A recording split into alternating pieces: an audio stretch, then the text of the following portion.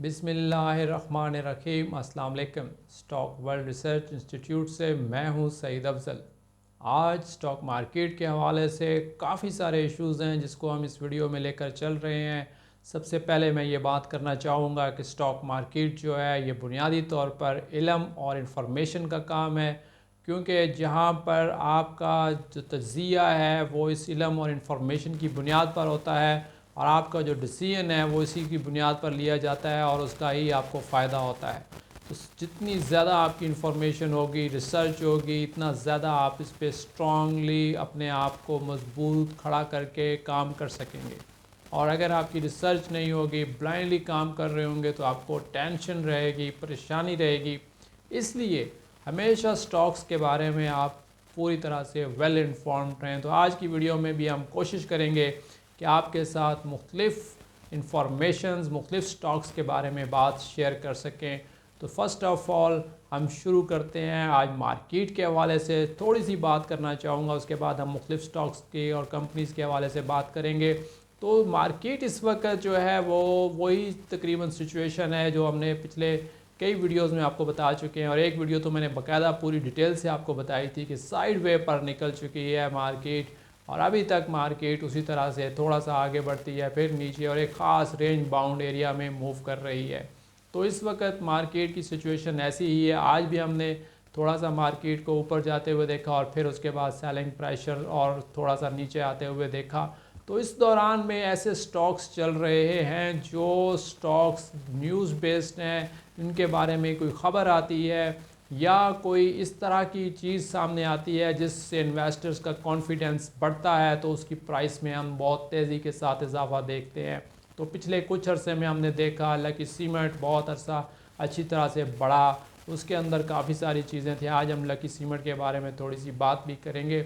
इसके अलावा हमने देखा OGDCL, PPL कुछ बढ़े लेकिन फिर वापस नीचे गए।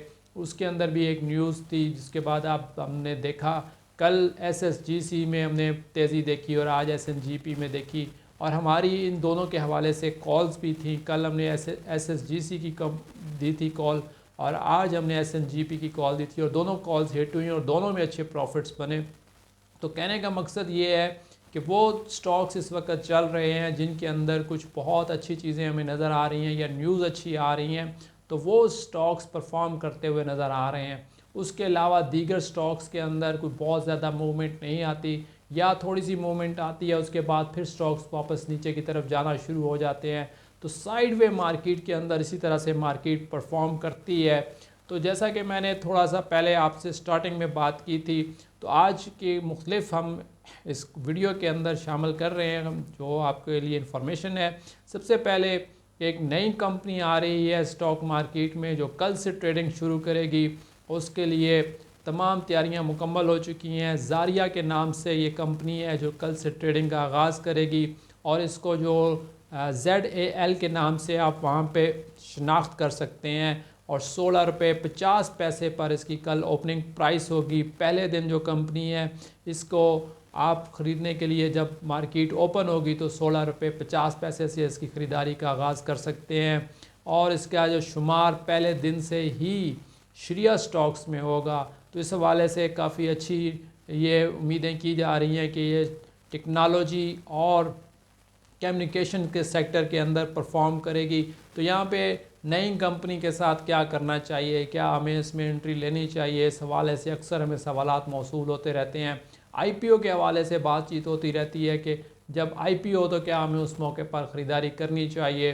तो देखें, अगर कंपनी का आपके पास कोई रिकॉर्ड है, बिज़नेस का रिकॉर्ड है, उसकी परफॉर्मेंस का रिकॉर्ड है, प्रीवियस रिकॉर्ड है, कंपनी अपने बिज़नेस में इजाफा कर रही है या ऑपरेशंस में इजाफे के लिए स्टॉक मार्केट का रुख किया है, तो अगर आपके पास वो तमाम इन्फॉर्मेशन मौजूद है तो फिर तो आप उसके IPO में भी हिस्सा ले सकते हैं, या आप उसके लिए जैसे ही कंपनी की ट्रेडिंग शुरू होती है उसमें तो फर्स्ट डे आकर आप ये काम कर सकते हैं। लेकिन अगर आपके पास IPO से पहले कंपनी के बिज़नेस रिकॉर्ड मौजूद नहीं है, कोई हिस्ट्री मौजूद नहीं है, तो फिर आपको उसमें एहतियात करनी चाहिए, क्योंकि बिज़नेस की हिस्ट्री का पता होना या उसका जो रिकॉर्ड है वो पता होना बहुत ज़रूरी है। तो इसलिए अगर आपके पास ये इन्फॉर्मेशन नहीं है तो फिर आप उसमें इन्वेस्टमेंट करने से पहले उसकी चीज़ों को देखें, उसको एनालिसिस करें, और अगर उसका रिकॉर्ड आपको मिलता है, परफॉर्मेंस मिलती है, तो फिर आप उसमें आहिस्ता आहिस्ता एंट्री ले सकते हैं, इन्वेस्टमेंट्स कर सकते हैं।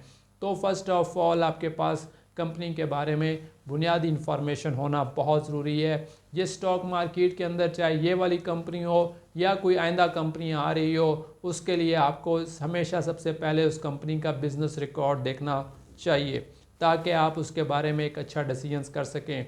अब नेक्स्ट जो ख़बर है, ये ख़बर तो ऐसी है कि बस समझें कि जैसे बिजली गिरा दी गई है, बिजली गिरा दी गई है, बिजली की कंपनी ने बिजली गिराई है इन्वेस्टर्स पर जो बिजली गिराई है ये है निषाद पावर लिमिटेड का रिज़ल्ट जो आज आया है, और इसने बहुत बड़ा नुकसान शो किया है। इस रिज़ल्ट के अंदर 31 दिसंबर 2024 को हाफ ईयर जो इख्तिताम पजीर हुआ है, इसमें 3 अरब का नुकसान सामने आया है, और ये एक बहुत बड़ा नुकसान है।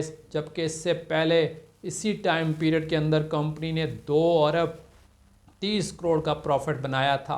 तो ये एक बहुत बड़ा एक आज ऐसे समझें कि शॉकिंग टाइप न्यूज़ थी जो हमारे इन्वेस्टर्स ने सुनी, और ये पावर सेक्टर की एक बहुत बड़ी खबर थी जो कि इन्वेस्टर्स एक्सपेक्टेड नहीं कर रहे थे। लास्ट ईयर में, पिछले साल में इसी टाइम पीरियड के दौरान हमने देखा कि इस कंपनी ने 6 रुपये 84 की जो EPS शो की थी, और आज उसने 7 रुपये 80 की लॉस पर शेयर शो किया है, और ये एक बहुत बड़ा झटका है इन्वेस्टर्स को। समझें कि ये एक बहुत बड़ा झटका लगा है बिजली का, बिजली की कंपनी ने एक झटका लगाया है, और इस वक्त हम देख रहे हैं कि power sector overall under pressure नज़र आ रहा है। इससे पहले हबको का रिज़ल्ट सामने आया था, तो हबको के रिज़ल्ट्स में भी हमने थोड़ा सा देखा कि कुछ कमी हुई थी प्रॉफिटेबिलिटी में, लेकिन इस वक्त जो पावर सेक्टर है इसके हवाले से हुकूमत की तरफ से भी मुसलसल डिफरेंट किस्म की पॉलिसीज़ का ऐलान किया जा रहा है, जिसमें बार बार ये बात की जा रही है कि आइंदा आने वाले सालों में पाकिस्तान में पावर सेक्टर के अंदर हुकूमत मुख्तलिफ़ किस्म की इस्लाहात पर बात कर रही है। तो देखा जाए तो अभी पावर सेक्टर जो है इस वजह से अंडर प्रेशर है, और उसका जो रिज़ल्ट्स आ रहे हैं कंपनीज़ के, उसमें भी हमें ये चीज़ नज़र आ रही है। हमने ये कैपको में भी देखा, हबको में भी देखा, और आज हमने निषाद पावर लिमिटेड NPL के रिज़ल्ट्स में भी ये चीज़ देखी। तो ये जो चीज़ है ये काफ़ी ज़्यादा हमें देखने को मिल रही है। पावर सेक्टर के हवाले से बात हो रही थी, उसके बाद अभी हम नेक्स्ट कुछ और भी चीज़ें साथ साथ आपके साथ शेयर करते जाएं। तो अभी मैंने शुरू में बताया था जैसा कि लकी सीमेंट के बारे में बात की थी, तो ये पाकिस्तान का सबसे बड़ा इदारा है जो सीमेंट सेक्टर के अंदर, और कामयाब तरीन इदारा है सीमेंट सेक्टर के अंदर, जो कि अभी इस वक्त स्प्लिट ऑफ द स्टॉक करने जा रहा है। तो स्प्लिट ऑफ द स्टॉक करने से पहले अगर हम देखें तो उस पर भी हम बात करते हैं, लेकिन स्प्लिट ऑफ स्टॉक जो है ये स्टॉक मार्केट में करने के लिए कंपनी को इस वजह से ज़रूरत पड़ रही है क्योंकि कंपनी का शेयर बहुत ज़्यादा महंगा होता जा रहा है, जो कि एक आम इन्वेस्टर्स की रीच से बाहर जा रहा है। तो हम ये देख रहे हैं कि ये कंपनी मुसलसल तरक्की कर रही है, इसकी बरामदात में इजाफा हुआ है, और 92% इसकी बरामदात में इजाफा हुआ है। जबकि अभी हम देख रहे हैं कि पाकिस्तान में कंस्ट्रक्शन इंडस्ट्री उस तरह से वर्क नहीं कर रही या उतनी तेज़ी के साथ घर नहीं बन रहे, लेकिन उसके बावजूद सीमेंट सेक्टर की ये कंपनी ज़बरदस्त परफॉर्म इसलिए कर रही है कि लोकल अगर इसका ज़्यादा सीमेंट नहीं भी बिक रहा तो इसकी बरामदात में हम इजाफा देख रहे हैं। लकी सीमेंट एक ऐसी कंपनी है जिसके पास बहुत अच्छी कैश है, जिसने अपने अखराजात को बड़ा ज़बरदस्त कंट्रोल किया हुआ है, और इसकी मैनेजमेंट ने मुख्तलिफ ऐसे इकदाम किए हैं जैसे कि अपनी बिजली बनाना या कोयले पर इन्हिसार करना या और इस तरह के मुख्तलिफ स्टेप्स उठाए हैं, जिससे इसकी प्रॉफिटेबिलिटी में बहुत ज़्यादा इजाफा हुआ है और अखराजात में कमी हुई है। तो इस वक्त जो वो स्प्लिट ऑफ द स्टॉक करने जा रही है उसमें वो 5-1 का फार्मूला लगा रही है कि जिनके पास 1 शेयर होगा लकी सीमेंट का उनको 5 शेयर्स मिलेंगे। तो ये एक बहुत अच्छी बात होगी उन इन्वेस्टर्स के लिए जो छोटे इन्वेस्टर्स कहलाते हैं, वो भी इसमें पार्टिसिपेट कर सकेंगे और अपने आप को लकी सीमेंट के शेयर होल्डर्स कहला सकेंगे और लकी सीमेंट को ख़रीद सकेंगे। इसके बाद अब नेक्स्ट हम एक और कंपनी का जिक्र करेंगे, गंधारा टायर का जिक्र करेंगे। आज तो यूँ लगता है कि जैसे गंधारा टायर्स जो हैं ये पंक्चर हो गए हैं। गंधारा टायर्स के पंक्चर होने की वजह ये है कि 83% मुनाफे में कमी हुई है और इसके इन्वेस्टर्स के लिए ये एक बहुत बड़ी ख़बर थी कि इतना ज़्यादा एक्सपेक्टेशन नहीं थी, लेकिन इसी साल के अरसे में इसी टाइम पीरियड के अंदर पहले 151 मिलियन रुपए के मुकाबले में अब उसकी प्रॉफिटेबिलिटी 25 मिलियन रह गई है और EPS 1.24 से 0.24 पर आ गई है। तो गंधारा टायर्स ने भी आज अपने इन्वेस्टर्स को काफ़ी शॉकिंग ख़बर दी है।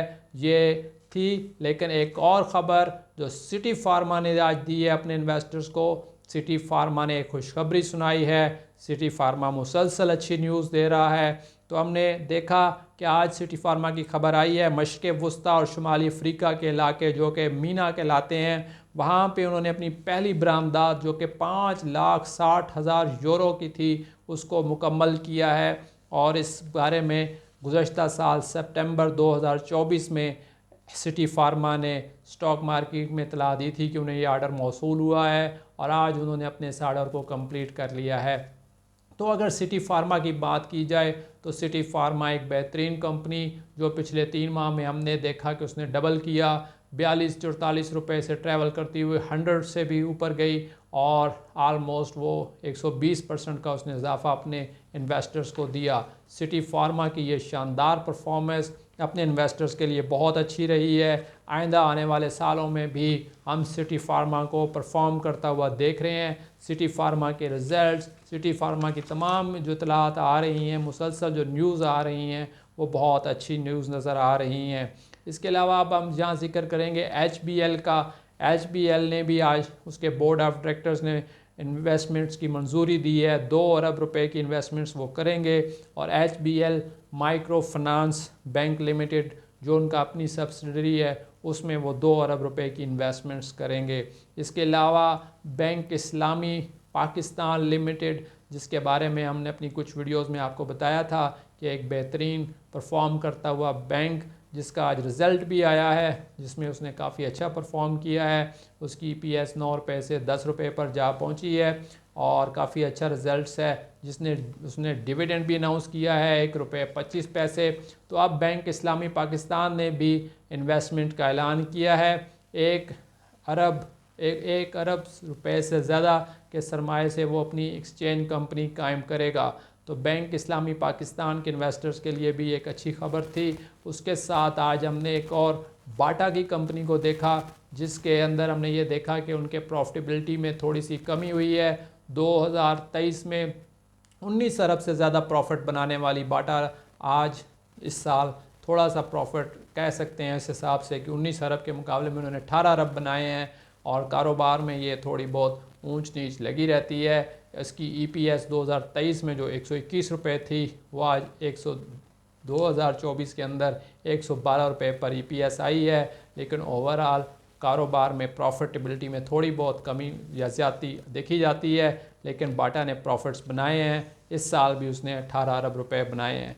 तो ये हमने देखा, मुख्तलिफ़ कंपनीज़ को देखा हमने इस वीडियो के अंदर। तो इसमें कुछ अच्छी खबरें भी थीं, कुछ मिली जुली खबरें थीं।